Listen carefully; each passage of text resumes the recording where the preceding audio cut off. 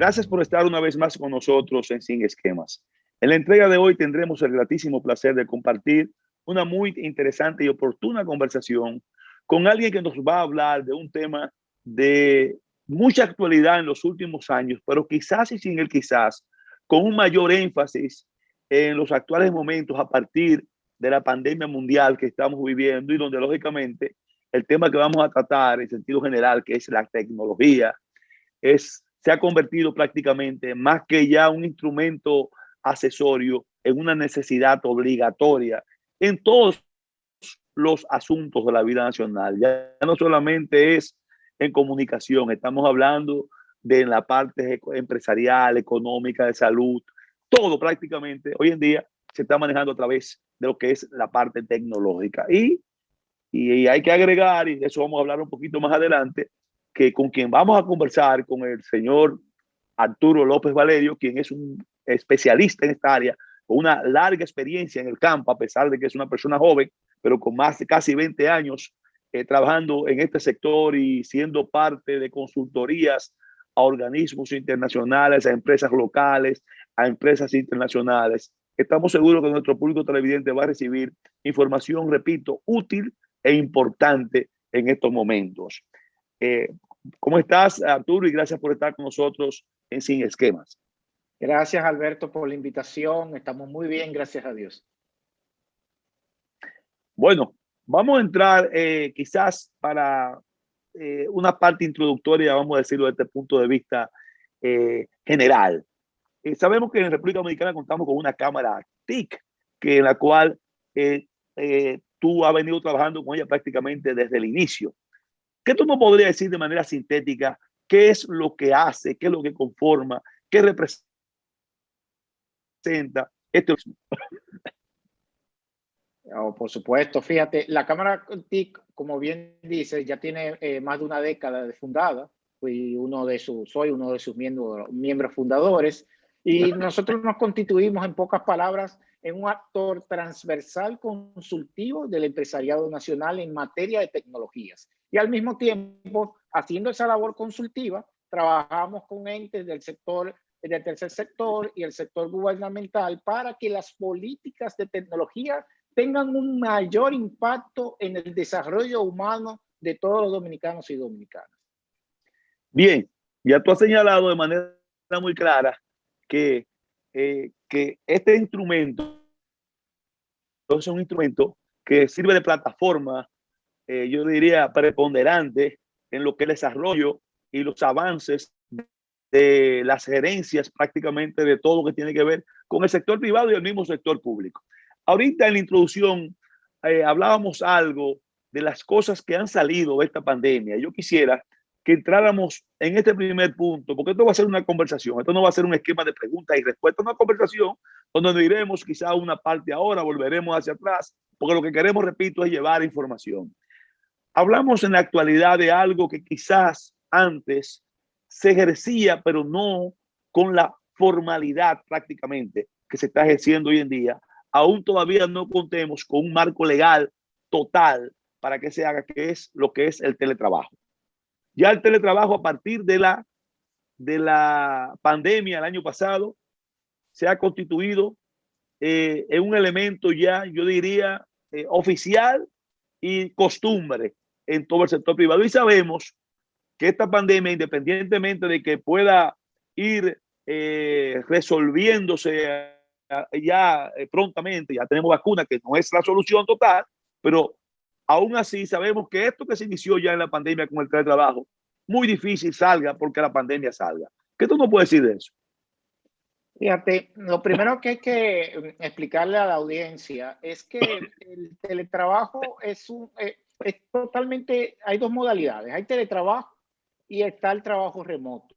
¿Qué pasa con el teletrabajo? El teletrabajo al final es una relación entre el trabajador y el empleado, la cual se establece a través de una conexión electrónica, ya sea por internet esencialmente y a través de plataformas técnicas, en la cual el trabajador evidentemente tiene que cumplir con una serie de elementos que están en su contrato de trabajo y que solamente la tecnología lo que habilita es el trabajo a distancia.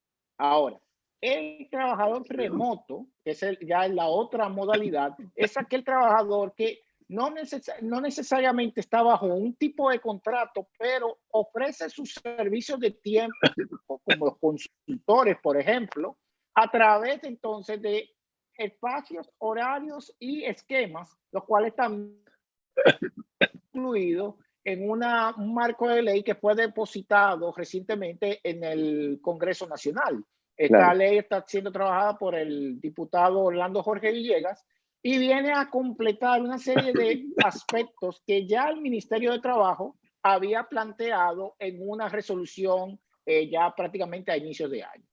Eso significa que en términos de esa necesidad ya que sea legalmente instituida para que algunos aspectos que todavía no están claros, porque no menos cierto es que aún empleados que son parte de la nómina de una empresa tienen su horario constituido en el trabajo, se pueden dar casos, que es lo que se va a legislar y de qué manera, en la que el dueño de la empresa o la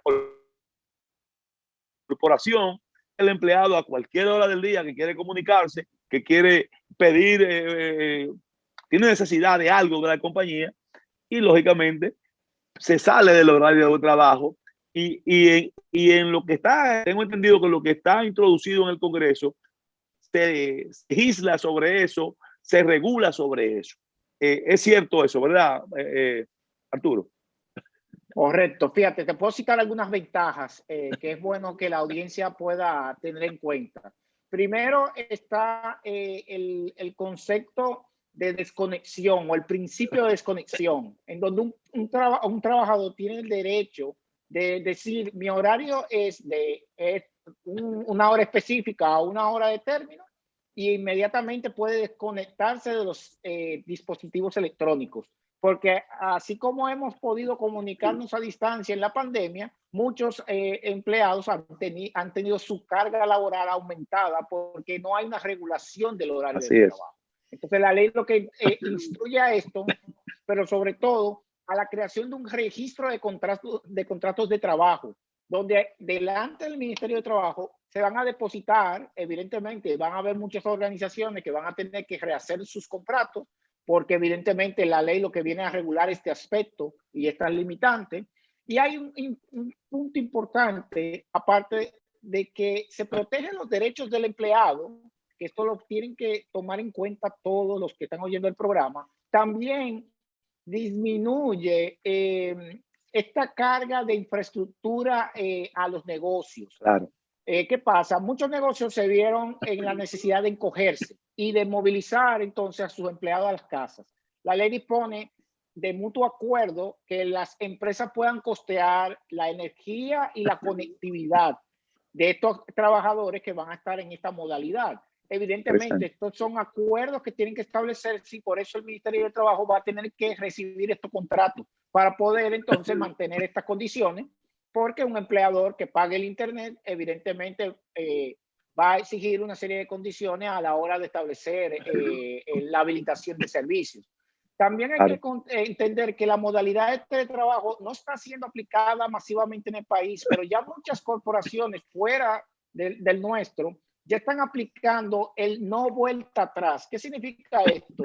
Que prácticamente que han visto una reducción increíble en sus costos de operación y entienden que el trabajador puede seguir funcionando así. Entiéndase que el teletrabajo inició inclusive en los Estados Unidos de una manera amplia por la tal llamada y famosa red social llamada Yahoo, que era un gran directorio que tenía muchos servicios electrónicos por allá por el año 2004, 2005.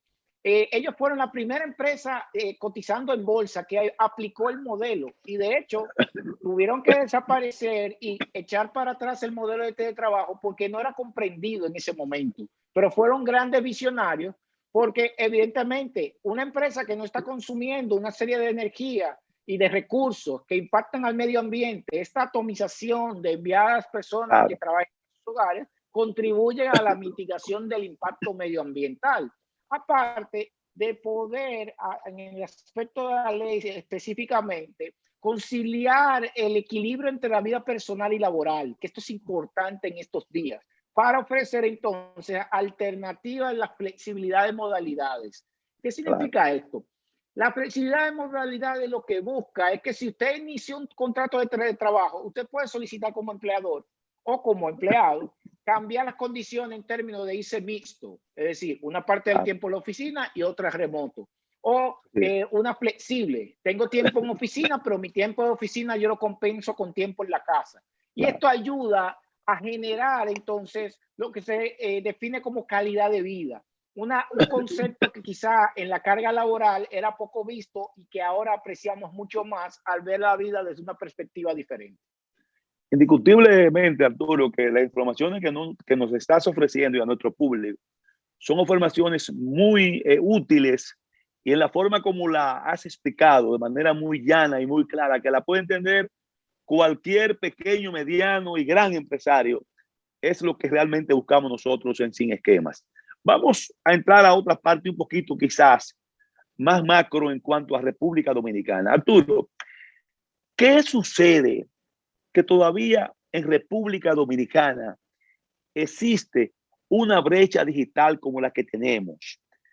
Si en la actualidad existe una comercialización masiva de efectos electrónicos y de servicios que, que, que tienden a que esa brecha no se manifieste, si es así, tú me corriges, en la forma como se manifiesta en nuestro país. Mira, qué buena pregunta realizas, Alberto, porque hay un paradigma, sobre todo si estás mucho en la capital, de que tenemos hasta carros voladores. Sí tenemos eléctricos, que es un buen punto de partida, pero la realidad es que para darnos cuenta de lo que sucede en el país, yo creo que hay que referirse al estudio que hizo el PNUD del mapa de desarrollo humano, en donde sí vemos las realidades sistémicas y económicas de nuestra población. Somos una isla que es muy diversa. Y si usted toma para el norte, usted ve una cosa, pero si usted gira unos 30 grados, usted Al sur. encuentra algo diferente.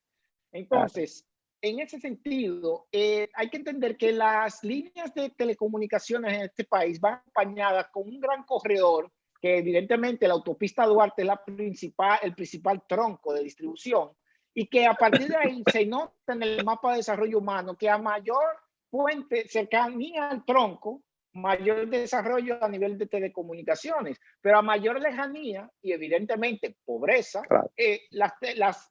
no es negocio para las telefónicas, evidentemente ofrecer una serie de servicios porque no hay demanda y no hay asequibilidad. Es decir, las personas no tienen dinero en el bolsillo para pagar un servicio y esa es una realidad económica.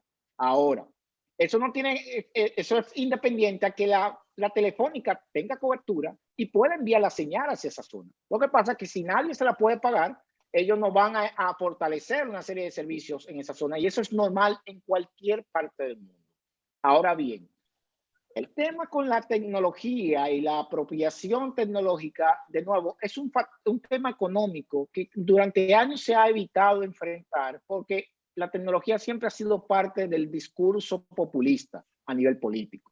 Entonces, cuando empecemos a separar y a crear una conciencia de que la tecnología ya no es un comodín, sino que ya es un derecho humano, entonces vamos a empezar a habilitar a los ciudadanos para poder acelerar la economía.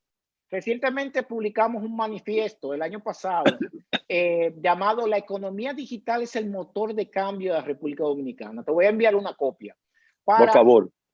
para que ahí donde analizamos y le describimos a los diferentes actores del sector tecnológico nacional que la economía digital, quitando las telecomunicaciones, representó el año pasado el 4,31% del Producto Interno Bruto del país.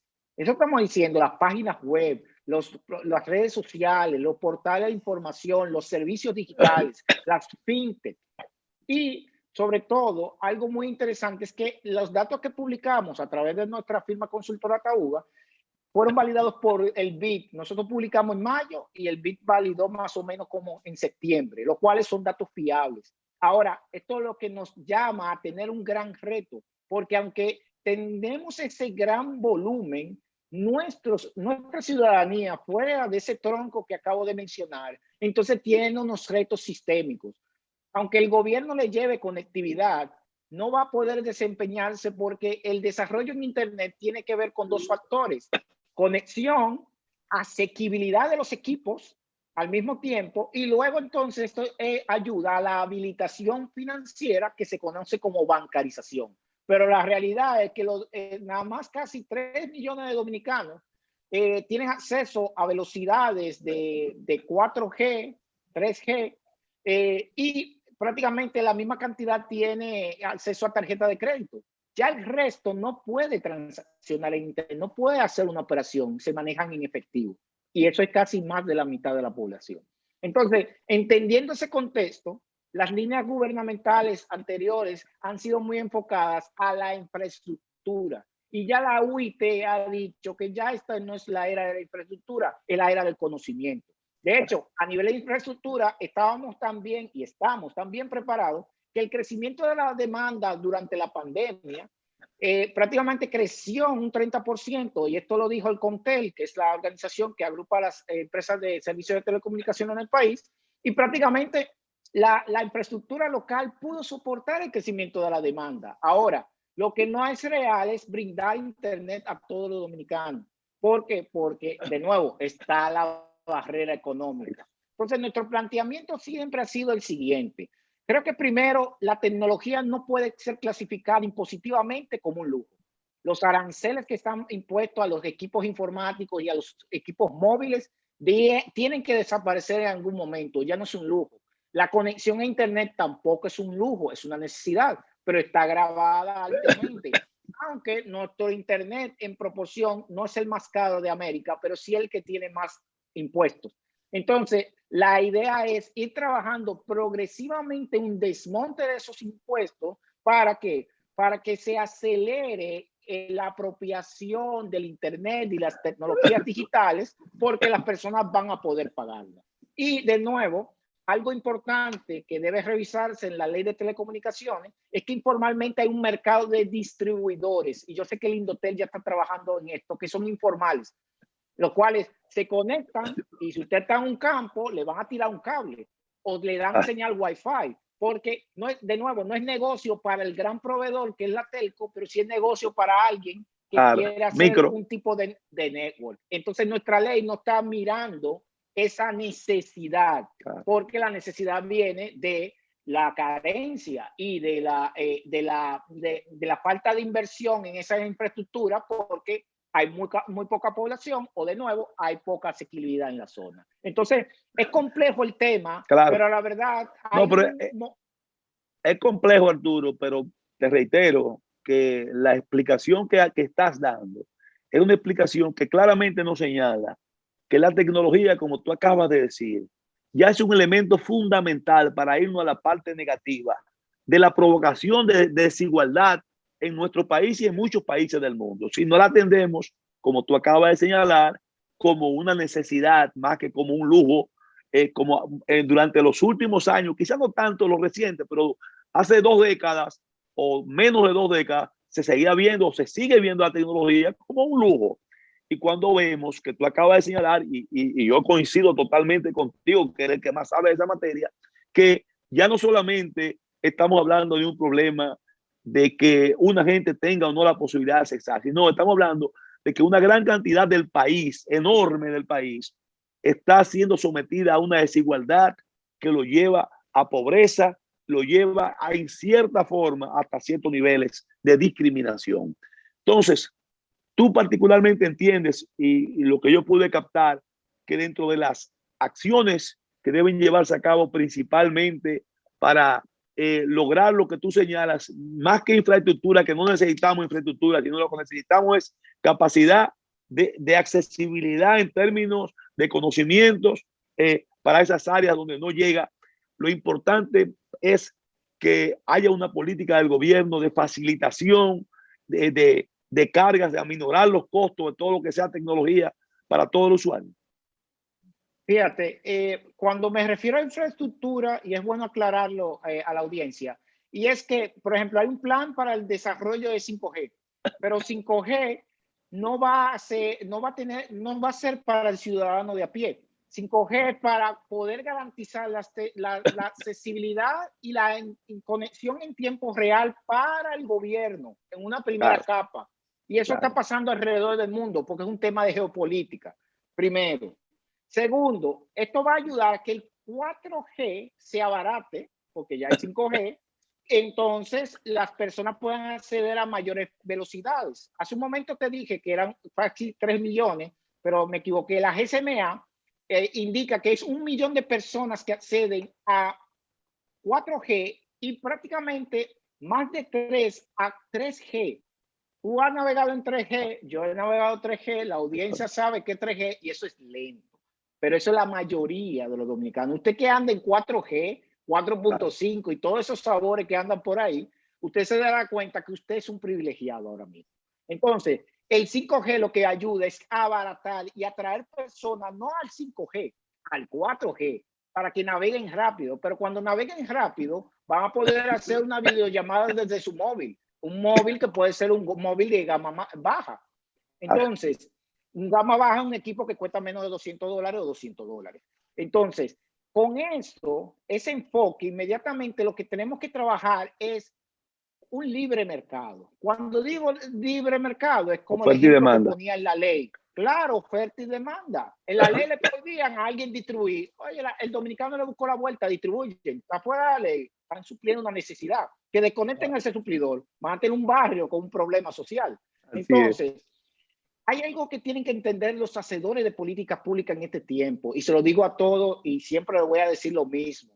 En la era digital es una era de servicios.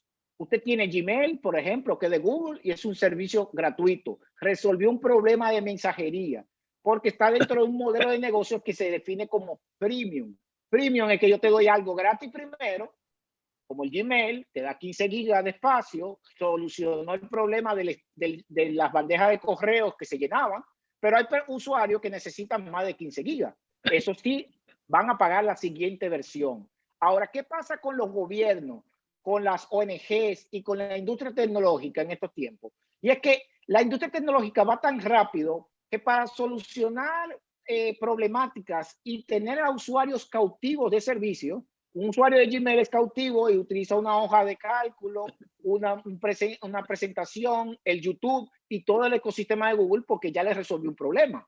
Entonces, fíjate que cuando los servicios digitales se convierten en servicios básicos, ¿compiten con qué? Con el Internet, con el agua, con la energía eléctrica. Son utilidades, son servicios. Entonces, si a un Estado, a un ayuntamiento, le da trabajo durante 2 décadas resolver basura, agua, electricidad, imagínense el Internet, van a resolver un correo electrónico. Entonces, inmediatamente, esa aceleración de las empresas tecnológicas están compitiendo con la capacidad de los hacedores de política y de los ejecutores de satisfacer las necesidades humanas. Entonces, en ese punto es donde las personas van a entender que es mejor montarse en los modelos tecnológicos. Por eso en un pleito en Punta Cana, la gente se va por Uber y no por el sindicato, porque Uber le está resolviendo a la gente. Entonces, fíjate cómo esto cambia la dicotomía del pensamiento. Permíteme, Arturo, que te interrumpa para que sigamos ahí mismo, para hacer una brevísima pausa de apenas un par de minutos y continuar en eso tan interesante que tú sigues señalando sobre el tema que hoy le estamos llevando a nuestro público televidente a través de ti, como una persona conocedora de lo que estamos hablando. Simplemente un par de minutos. Continuamos después de esta primera pausa.